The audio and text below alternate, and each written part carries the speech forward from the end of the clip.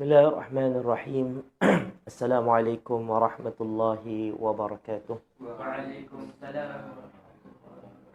Bismillah, alhamdulillah, wassalatu wassalamu ala rasulillah Muhammad ibn Abdillah wa ala alihi wa sahbihi wa man walah. Subhanaka la ilma lana illa ma'allamtana innaka antal alimul hakim wa tub alayna innaka antat tawwabur rahim. Allahumma hdina wahdi bina waj'alna sababan liman ihtada birahmatika ya arhamar rahimin. Rabbi shrah li sadri wa yassir li amri wahlul 'uqdatan min lisani yafqahu qawli wala haula wala quwata illa billahil aliyyil azim. Amma ba'd. Apa khabar tuan-tuan dan puan-puan, ibu-ibu, ayah-ayah dan semua yang saya cintai dan kasihi kerana Allah Subhanahu wa taala, di petang hari ini mudah-mudahan semua dalam keadaan sehat dan afiat. Kalaupun ada yang sakit di kalangan kita, semoga Allah Subhanahu wa taala berikan kesembuhan untuknya dan Allah afiatkan dia serta Allah afiatkan kita semua di dunia dan di akhirat. Amin amin ya rabbal alamin. Alhamdulillah, syukur pada Allah Subhanahu wa taala tuan-puan, di petang hari ini dapat kembali kita berjumpa dalam satu program yang dah lama kita cuti. Sepanjang Ramadan dah cuti dah. Sekarang baru kita boleh mula balik, iaitulah program tazkirah dan tahlil arwah. Membaca dalam tazkirahnya kita akan membaca manaqib Tuan Guru Syekh Ahmad Fahmi Zamzam yang menceritakan tentang kehidupan seorang ulama yang hebat, Tuan Guru saya sendiri, iaitulah Syekh Ahmad Fahmi Zamzam, yang mana dengan membaca manaqib ataupun kisah-kisah sejarah kehidupan orang yang soleh ini tuan-puan, akan membuatkan kita lebih bersemangat lagi dalam menjalani kehidupan dan akan membawa kebaikan lah untuk kita, merubah kehidupan kita menjadi lebih baik, untuk lebih bersemangat lagi. Sebab apa? Dalam Al-Quran Allah Subhanahu wa taala banyak menceritakan kepada baginda Nabi Muhammad SAW kisah-kisah tentang Nabi terdahulu. Disebutkan kisahnya dalam Al-Quran. Untuk apa? Dalam Al-Quran sendiri Allah dah sebut, linusabbita bihi fuadak, agar kami cekalkan hati engkau, agar kami tetapkan, agar kami kukuhkan hati engkau. Macam itulah kita dalam kehidupan. Kita perlu kepada mendengar kisah-kisah orang yang soleh untuk kita jadikan teladan dalam hidup kita. Dan di petang hari ini kita baca manaqib Tuan Guru Syekh Ahmad Fahmi Zamzam, dan petang hari ini adalah episod yang ke-13 untuk bacaan manaqib ni, insya-Allah. Dan insya-Allah juga selepas habis daripada bacaan manaqib, kita ada bacaan Yasin seperti biasa setiap petang hari Jumaat, dan kita juga ada bacaan tahlil arwah. Petang Jumaat adalah satu waktu, menurut sebahagian ulama, mengikut pendapat sebahagian ulama, petang Jumaat adalah waktu mustajab doa. Sebab Nabi SAW pernah menyatakan bahawa di hari Jumaat ada satu masa yang tidak membetuli, maksudnya bertepatan dengan masa tersebut seorang hamba berdoa. Kebetulan waktu itu adalah waktu yang Nabi SAW sebutkan ni, melainkan Allah akan ijabah doanya.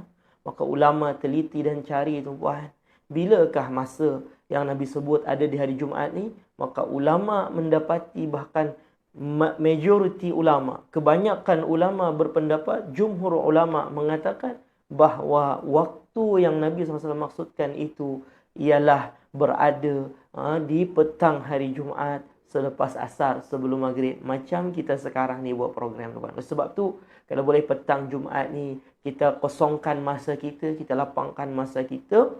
Yang pertama kita ada pengisian ilmu lah kiranya, tazkirah, kemudian kita juga ada bacaan Yasin, amalan-amalan, kita juga ada bacaan tahlil arwah. Artinya kita bukan hanya berdoa untuk diri kita, kita doakan juga untuk ahli keluarga kita yang telah meninggal dunia. Baik ibu ayah semua, sebelum kita masuk kepada bacaan kitab manaqib Tuan Guru Syekh Ahmad Fahmi Zamzam, seperti biasa, ibu ayah semua, saya ingatkan di petang hari ini, jangan ada seorang pun yang terlupa dan terlepas daripada peluang untuk mendapatkan pahala dakwah, mengajak orang kepada kebaikan dengan dua cara. Yang pertama, boleh kongsikan live ini dekat grup FB, WhatsApp ataupun Telegram. Yang kedua, boleh tag nama rakan, kawan, sahabat, jiran, tetangga di ruangan komen dengan niat yang sama, iaitu nak mengajak seramai-ramainya orang kepada kebaikan. Bersama-sama kita jadikan handphone kita dan media sosial yang kita ada sebagai ladang pahala untuk kita, insya-Allah. Tolong saya ibu ayah semua, kalau boleh di petang hari ini kita nak dapatkan tidak kurang daripada 2000 kali perkongsian, insya-Allah. Baik, ibu-ibu, ayah-ayah dan semua yang saya cintai dan kasihi kerana Allah, sama-sama kita teruskan lagi bacaan kitab Manaqib Tuan Guru Syekh Ahmad Fahmi Zamzam yang menceritakan tentang keindahan akhlak beliau, macam mana semangat beliau dalam perjuangan dakwah, macam mana keindahan akhlak beliau dalam kehidupan beliau seharian, supaya kita boleh jadikan sebagai contoh dan tauladan untuk kita. Baik, kita sekarang bahasan kita sampai kepada muka surat 47 tuan. Bahasannya bermula pada muka surat 48. Iaitulah tajuk kita, bahasan kita bagi mereka yang ada kitab. Bagi mereka yang ada kitab, silahkan buka kitabnya pada muka surat 47. Iaitulah tentang sebahagian daripada akhlak beliau. Sebahagian daripada keindahan akhlak Tuan Guru Syekh Ahmad Fahmi Zamzam. Ini Manaqib adalah kisah orang soleh lah. Yang kita ceritakan di petang hari ini adalah Tuan Guru Syekh Ahmad Fahmi Zamzam. Siapa tu Ustaz? Tuan Guru saya, tuan. Guru saya. Jadi di antara keindahan akhlak beliau, sebelum ni kita dah baca banyak dah tuan. Daripada cerita tentang di mana beliau dilahirkan, kampung beliau, macam mana perjuangan beliau dalam menuntut ilmu. Lepas habis menuntut ilmu, beliau membina madrasah. Begitu banyak madrasah yang beliau bina. Dan ini adalah kisah tentang keindahan akhlak beliau, supaya kita boleh jadikan sebagai contoh dan teladan dalam hidup kita. Baik ibu ayah semua, kita bermula bacaan kitab kita, Manaqib kita di petang hari ini pada muka surat 48. Bagi mereka yang ada kitab Manaqib, boleh bukalah kitab itu, insya-Allah. Dan seperti biasa, petang hari ini kitab Manaqib akan dibacakan oleh Al-Fadhil Ustaz Aslam. Silakan. Bismillahirrahmanirrahim. Sebahagian daripada akhlak beliau. Abuya adalah orang yang bersifat dengan sifat yang baik dan berakhlak dengan akhlak yang mulia. Beliau mewarisi sifat dan akhlak tersebut daripada kedua ibu bapa dan guru-guru beliau. Ini Abuya adalah orang yang bersifat dengan sifat yang baik dan berakhlak mulia. Ini sangat hebat. Perangai beliau, keindahan akhlak beliau memang luar biasa tuan.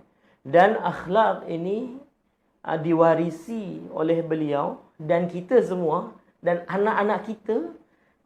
Akhlak ni daripada manusia ni akan diwarisi oleh anak daripada satu, ibu bapanya. Yang kedua adalah guru-gurunya. Macam tu. Daripada situlah akhlak. Dan yang ketiga, perangai ni, kita tengok budak ni, mak ayah dia baik. Guru-guru dia elok. Tapi kenapa perangai dia macam ni, Ustaz? Lepas tu mak ayah dia, ya betul Ustaz, saya sendiri pun tak pernah ajar anak saya macam tu.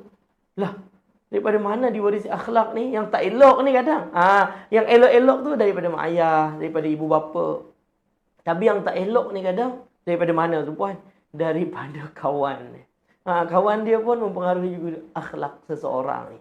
Kadang kawan ni mempengaruhi yang tak elok lah. Kebanyakannya membawa ataupun mempengaruhi kepada yang tak elok. Tapi ibu bapa tak ada yang nak anak dia tak elok. Guru tak ada yang nak murid dia tak elok. Kalau kawan ni tak kisah, kawan dia tak elok, kan? Kawan yang satu lagi tak elok lah. Anak kita pun jadi tak elok lah. Na'udzubillah min zalik. Jadi Abuya Syekh Ahmad Fahmi Zamzam adalah orang yang sangat indah akhlaknya tu puan. Hebat pribadinya. Tentunya yang hebat-hebat ini, yang baik-baik ini beliau warisi akhlak tadi daripada ibu bapa dan guru-guru beliau. Baik, apa di antara keindahan akhlak beliau ni? Silakan teruskan. Beliau adalah orang yang sangat teliti dan halusi dalam mengamalkan sunnah-sunnah Nabi. Ada beberapa akhlak terpuji yang bagi kita sukar untuk mengerjakannya dengan istiqamah. Namun bagi Abuya ia terlihat seperti sudah menjadi tabiat dan kebiasaan yang sudah sebati dalam diri beliau. Ni. Jadi Syekh Ahmad Fahmi Zamzam, beliau ini adalah orang yang sangat teliti dan halusi. Benda-benda yang kecil, yang remeh-temeh, yang orang kadang benda yang kecil inilah kita ramai tinggal tuan. Tapi beliau tak pernah tinggal. Beliau tak pernah tinggal. Apa di antaranya perkara-perkara yang mungkin kita ramai kat sini tinggal, tapi beliau tak tinggal. Hampir dalam hidup beliau tak pernah tinggal ni. Tidak. Kita dengar sama-sama apa dia. Seperti menjaga wuduk, menjaga wuduk. Terus memakai siwak, mengenakan serban di kepala, membawa tongkat, tidur kailulah dan mendahulukan yang kanan pada suatu yang baik serta mendahulukan yang kiri pada yang sebaliknya. Jadi ni di antara keindahan akhlak beliau dan di antara yang saya nampak sendiri tuan-puan. Mungkin tak disebutkan dekat sini, mungkin nanti ada disebutkan, rasa tak ada. Syekh Ahmad Fahmi Zamzam ini adalah orang yang memang beliau tak nak tinggal solat berjamaah. Dia tak nak tinggal. Kalau boleh solat berjamaah, memang beliau akan solat berjamaah. Walaupun ada suatu ketikanya beliau tak larat nak pergi surau berjamaah dengan pelajar-pelajar dekat surau. Bukan beliau tak solat berjamaah. Beliau tak larat nak pergi surau. Beliau tak boleh nak pergi surau. Beliau akan panggil beberapa orang. Kadang seorang pun beliau akan panggil untuk menemani beliau solat berjamaah dekat rumah. Ni akan panggil. Kan? Di antara yang pernah dipanggil, banyak kali dipanggil, saya sendiri, saya nampak sendiri. Kan? Ada khadam lah, orang yang tolong beliau, yang tolong dekat rumah tu kan, macam anak beliau, ataupun orang yang dekat dengan beliau. Beliau tolong panggilkan. Adalah orang-orang yang beliau panggil, disuruh untuk solat berjamaah bersama-sama dengan beliau. Ini memang tak tinggal tuan. Walau sakit sekalipun, kalau ada orang yang tolong bawa, beliau solat dekat surau. Beliau rasa larat, beliau akan minta tolong untuk dibawa ke surau. Solat duduk, berjalan dah tak larat, tapi tetap pergi ke surau. Kalau kita sini masjid lah kiranya kan, pergi ke surau untuk solat berjamaah. Kalau memang betul-betul tak larat, beliau akan panggil beberapa orang untuk menemani beliau solat berjamaah dekat rumah. Ni hebatnya Syekh Ahmad Fahmi Zamzam. Di antara akhlak beliau, kebiasaan beliau yang sangat-sangat luar biasa yang saya saksikan dengan mata kepala sendiri tuan-puan. Beliau akan ajak solat berjamaah, lepas habis solat berjamaah, dah habis baca wirid tu, beliau suruh tak apa, kembali ikut program dekat surau. Dan setiap rumah beliau ada dua dekat Pondok Yasin tu. Ada rumah pertama, rumah kedua. Rumah pertama namanya Darul Aman, rumah kedua namanya Darul Khair. Ada isteri pertama, ada isteri kedua, bukan isteri pertama, isteri kedua lah. Ada dua orang isteri dulu kat situ, tapi rumah asing lah. Setiap rumah tu tuan-puan ada speaker. Terus dari speaker daripada surau tu sambung ke rumah beliau. Jadi lepas habis solat berjamaah tu, beliau akan mengikuti zikir-zikir, bacaan Quran ke, ratib ke, pengajian ke. Murid beliau yang mengajar ni, guru-guru saya yang mengajar, murid beliau juga, beliau akan dengar dekat rumah. Ini tuan-puan, dia akan duduk, akan dengar. Bila ada pelajar ni baca salah, beliau akan bagi tahu dekat guru yang senior kat situ, suruh tegur, tolong betulkan. Bukan artinya murid ni guru tak ada, tak dipantau, tak. Di rumah pun beliau dengar. Di rumah pun beliau dengar. Kan, oh ni murid, bacaan dia terlalu laju, beliau suruh perlahankan. Macam tu. Beliau mengikuti zikir-zikir yang dibaca dekat surau tu, walaupun beliau tak boleh nak pergi ke surau. Ini hebatnya. Solat berjamaah hampir-hampir tak boleh tinggal dalam hidup beliau tuan-puan. Ni Syekh Ahmad Fahmi Zamzam. Dan di antara yang hebatnya lagi, orang yang lama bersama dengan beliau mesti akan nampak perkara-perkara yang disebutkan dalam kitab ni. Apa dia? Dah sebati menjaga wudu, dah batal wudu, akan wudu balik. Yang seterusnya ialah memakai siwak, pesugi. Ibu ayah semua cuba tengok dekat Google, contoh cari dekat Google, tulis nama Syekh Ahmad Fahmi Zamzam. Cari gambar beliau. Hampir-hampir tak pernah tinggal. Tengok dekat poket beliau. Poket saya pun tak ada sekarang ni. Kayu sugi, pen dengan buku kecil. Tengok di mana-mana gambar beliau. hampir-hampir kita tak akan jumpa yang tak ada benda tu. Kayu sugi, apa lagi? Pen dengan buku nota. Ni contohnya gambar satu ni yang di muka surat 48 ni. Ada tu, tengoklah. Ada dekat situ. Di muka surat depan sekali. Tengok. Ni gambar lain ni. Yang ni lain, tengok gambar ni. Tu ada apa? Ada pen, cuma pennya tak nampak lah kat situ. Kayu sugi dengan buku nota dalam, sebab tertutup dengan ridak Macam tu tuan-puan. Memang tak tinggal. Bahkan beliau pesan dekat murid-murid, kat anak murid beliau, jangan tinggal ni. Pen, kayu sugi dengan buku nota kecil. Kalau kau pelajar, kena bawa macam tu. Ni tak, kadang kita pun lupa tuan-puan. Ni di antara kebiasaan yang baik, akhlak beliau yang hebat tu. Kemudian di antaranya lagi mengenakan serban di ke atas kepala, pakai serban. Ni. Tengoklah mana-mana gambar. Tuan-puan carilah dekat Facebook tu. Hampir tak ada nampak beliau pakai kopiah saja macam kita ni. Kecuali time gotong royong. Ada orang ambil gambar time gotong royong buat kebersihan. Tak adalah nak pakai serban kan. Yang tu terlebih pula. Gotong royong pun pakai serban. Taklah pakai kopiah biasalah. Tapi kalau mana-mana, di mana-mana majlis, mana-mana program, jarang sekali kita nampak beliau tak pakai serban. Mesti selalu pakai serban. Amal sunnah Nabi SAW. Saya pun tak pakai serban sekarang ni. Rasa macam apa pula kan. Lepas ni Ustaz Aslam kena pakai serban agaknya. Baik, seterusnya. Serban di kepala, membawa tongkat. Beliau sebab beliau dah tua kan. Beliau bawa tongkat. Seterusnya, di antara kebiasaan beliau, tidur qailulah. Ni saya nampak dengan mata kepala sendirilah tuan-puan.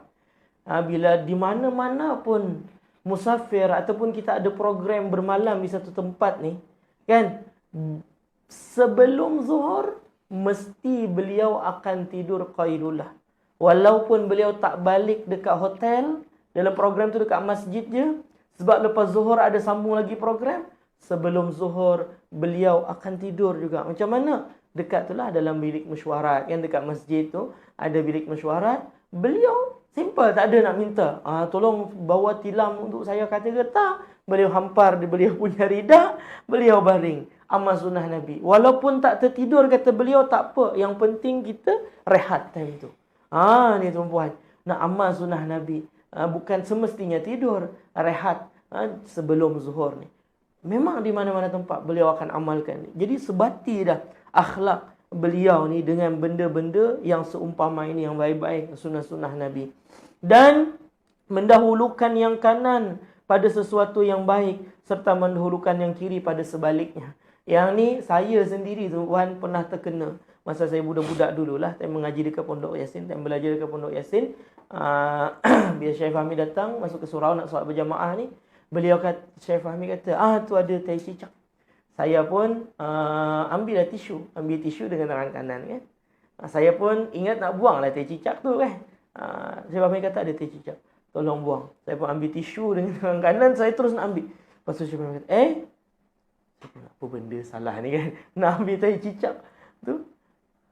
Lepas tu kali kedua nak ambil, lepas tu Syekh Fahmi kata, jangan guna tangan kanan. Beliau kata, ambil dengan tangan kiri. Walaupun kita ambil tisu tadi dengan tangan kanan, tapi ambil tai cicak tadi dengan tangan kiri. Sebab tai cicak tadi benda yang tak elok, najis, guna tangan kiri. Kadang kita tak perasan pun benda tu pun tangan kanan ke tangan kiri tu buat. Beliau perhatikan sampai ke situ kan. Itu mendidik murid. Saya sendiri yang kena tegur. Saya pun apa benda yang silap ni. Ternyata mengambil tadi nak terambil dengan tangan kanan, beliau tegur. Jadi itu di antara kebiasaan Tuan Guru Syekh Ahmad Fahmi Zamzam. Dan Kai Sugi tu, bila nak mengajar pun kita akan nampaklah beliau akan bersugi dulu. Ini hebatnya mengamalkan sunnah Nabi dalam hidup beliau. Dah sebati tu puan. Dah jadi kebiasaan dalam hidup beliau. Yang baik-baik tak apalah, biasa kan. Kadang kita kebiasaan yang tak baik, yang tak elok, ni semua baik. Baik, seterusnya. Begitu pula beliau selalu membawa pen dan buku kecil, nota di dalam poket atau bagnya. Tidak lupa beliau juga selalu mencatat segala sesuatu yang akan atau yang sudah beliau kerjakan, terlebih lagi mengenai masalah hutang piutang. Beliau selalu mencatatnya dengan teliti. Ni buku nota tadi untuk apa? Untuk catatan. Apa-apa benda yang nak kena buat. Kita memang tu puan, dalam hidup kita ni, apa yang benda yang kita nak buat tu kita kena catat. Macam saya pribadilah, dulu kita guna pen lah kan, guna buku nota lah, sekarang guna telefon lah. Ada satu grup apa-apa kerja yang saya nak buat. Di antara kerja yang tak sampai lagi buat sekarang ni, ada seorang makcik tu minta, Ustaz, bila Ustaz nak bagi doa ketika dipuji? Kan? Tak sampai lagi list tu tuan. Ada benda yang penting lain lagi yang saya nak buat. Jadi satu-satu tu, ada satu grup khas, list kerja yang nak dibuat. Memang kita kena buat macam tu. Syekh Fahmi, antara kebiasaan beliau akan catat apa yang beliau nak buat. Kalau tak catat, benda ataupun pekerjaan yang sepatutnya boleh siap sehari, seminggu tak siap. Kalau tak catat, sebulan pun kadang tak siap. Benda, alah, sikit aja, sejam selesai. Tapi kadang kita bila tak catat dan tak masuk senarai, lupa. Ataupun tangguh.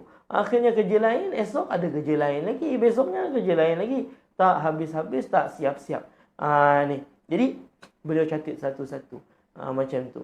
Kalau saya dekat WhatsApp tu, bila dah siap, saya akan padam lah. Artinya ada lagi ni list-list kerja yang lain yang kena siapkan. Baik, jadi beliau catat. Di antara yang penting yang beliau catat ialah berkenaan tentang hutang piutang. Berkenaan tentang hutang ni memang kena catat tuan-tuan. Sama ada orang berhutang dengan kita ataupun kita berhutang dengan orang. Ataupun kita berhutang dengan orang. Ni kadang jangan sampai kita buat-buat lupa ataupun kawan tu buat-buat lupa. Ni dua-dua masalah tuan-tuan. Jadi tentang hutang ni kena catat betul-betul. Itu yang beliau catat dekat situ. Lagi-lagilah menguruskan satu pondok, satu madrasah yang besar. Ini memang banyak melibatkan apa? Melibatkan duit tuan-tuan. Banyak melibatkan duit. Penting sangat catatan tu. Ni. Kadang yang menguruskan Miduha Studio yang di Alam Maya ni pun terpening-pening. Lagi-lagilah nak menguruskan pondok yang orangnya ramai tu. Allahu Akbar. Memang kalau tak buat catatan memang pening. Jadi beliau buat catatan satu-satu. Teliti, tulis apa benda yang nak buat. Baik, seterusnya. Dah baca belum? Belum lagi ya? Belum. Juga beliau bersikap warak dalam memilih wang yang sampai kepadanya. Jika wang tersebut tidak jelas peruntukannya apakah untuk peribadi atau untuk pondok pesantren, maka sudah tentu beliau tidak mahu menggunakannya untuk peribadi. Ni. Dan beliau warak dalam memilih wang yang sampai kepadanya. Bukan main ambil je. Dan kalau benda ni tak jelas ni untuk siapa ni? Kan, lepas tu orang yang tu, kadang orang bagi sampul surat tu, kita tak boleh nak tanya lah. Kita pun tak tahu. Nombor telefon dia tak ada. Susah. Tapi kalau sekarang ni, ibu ayah semua, Ustaz, makcik ada transfer duit. Jangan terasa pula biasa saya tanya, makcik duit ni untuk apa? Sebab makcik dah transfer duit dekat bank contohnya kan, dekat bank Ustaz ke ataupun dekat bank Miduha ke, mesti akan tanya balik, duit ni untuk apa? Kod-kod, oh tak, yang ni hadiah untuk Ustaz Aslam je. Kita bagi dekat Ustaz Aslam kan. Yang ni untuk Luqman Yusof, bagi untuk yang ni untuk kepentingan dakwah, keperluan dakwah. Kita buat untuk dakwah. Macam tu buat. Jadi ibu ayah semua bila saya tanya balik kadang, Ustaz, makcik dia transfer duit. Saya mesti akan tanya balik. Nak bagi jelas, duit ni untuk apa? Dia ni untuk apa? Ustaz, janganlah banyak tanya. Terima je lah. Tak nak terima ke? Jangan terasa. Kita nak jelas. Ni untuk apa? Okey? Masuk tabung Miduha Studio Ustaz. Untuk kepentingan dah. Okey? Kita masuk kan? Ataupun untuk ni. Untuk tu kita masukkan. Sebab benda ni kena jelas. Ada sebahagian orang yang dia dah, Ustaz, ini duit untuk ini. Dah jelas. Yang tu bagus. Tak payah dah kita tanya banyak kali. Macam tu. Baik. Jadi, beliau teliti betul-betul. Kalau tak jelas, baik gunakan untuk apa? Untuk pondok, untuk madrasah. Macam tu. Baik, seterusnya. Melainkan beliau gunakan untuk kemaslahatan pondok pesantren. Bahkan beliau tidak pernah mahu menerima allowance atau gaji dari pondok pesantren yang beliau dirikan. Syekh Fahmi dia tak ambil gaji walaupun berhak dan layak untuk ambil gaji. Boleh tak terima allowance Ustaz daripada pondok yang kita bina sendiri? Boleh. Kita pun bekerja, perut pun sama, kena isi juga, anak isi ada. Ustaz, kenapa Syekh Fahmi tak ambil? Duit tu haram ke? Tak boleh ambil. Tak boleh je ambil elon gaji. Kenapa tak ambil? Di antara sebabnya ialah pondok Yasin sana dhaif, tuan-puan. Dhaif ni duit tu susah. Saya dah banyak kali ceritakan sebab saya mengajar dekat sana dulu. Sebulan ni untuk guru yang bujang yang tak ada tanggungan anak, tak ada isteri. Satu bulan berapa? Siapa yang ingat lagi dekat sini? Berapa elon dia? Ataupun gaji dia? 300. Wow, 700. 150. 150. Lupa. 200 satu orang guru ni tuan dekat situ digaji sebulan yang bujang lah. Contoh macam Ustaz Aslam mengajar kat Pondok Yasin dululah, time saya dululah, tak tahu sekarang. Saya tak tahu sekarang. Saya tak cakap pasal yang sekarang ni sebab saya tak tahu, tak pernah tanya, malu nak tanya. Untuk yang dulu, time saya dulu, berapa sebulan? Sebulan dia punya elon ataupun gaji 250,000 tuan seorang. Wah, terkejut. Wih, banyak tu Ustaz. Ustaz kata sikit apa benda? Dhaif apa benda? 250,000. 250,000 rupiah. Bukan ringgit. Kalau ringgit memang banyak lah tuan-tuan.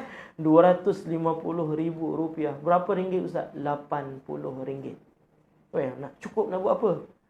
Yang tu habis makan sehari habis. Untuk sebulan tu. Dhaif tak dhaif? Dhaif.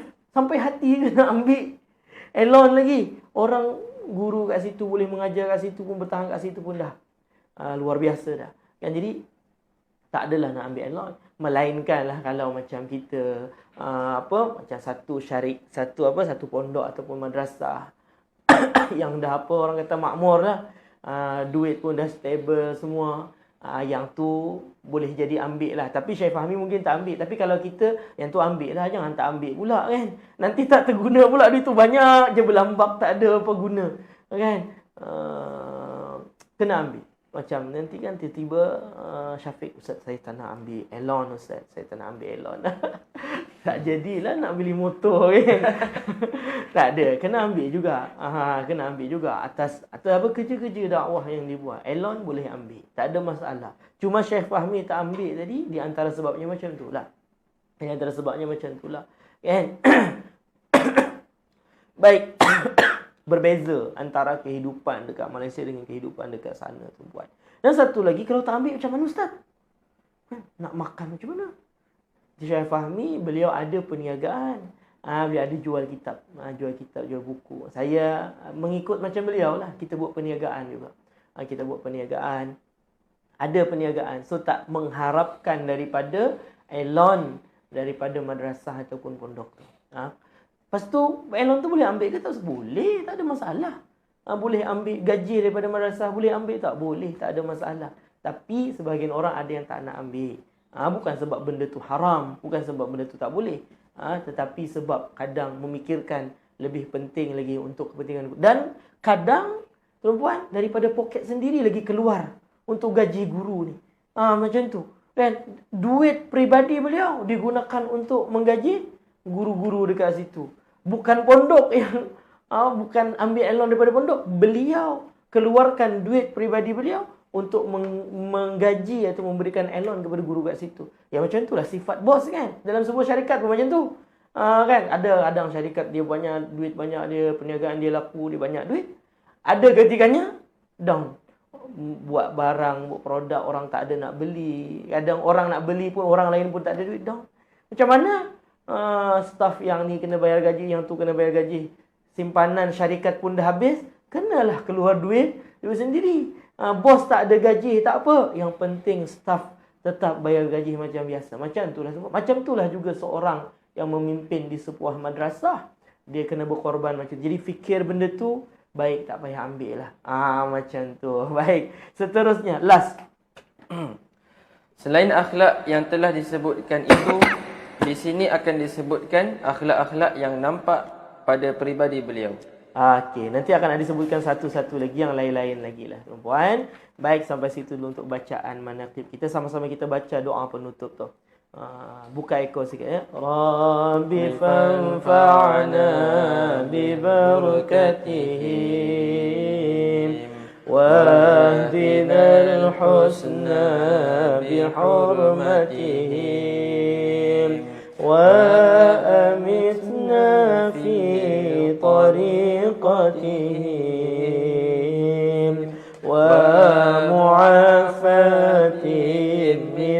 الفتن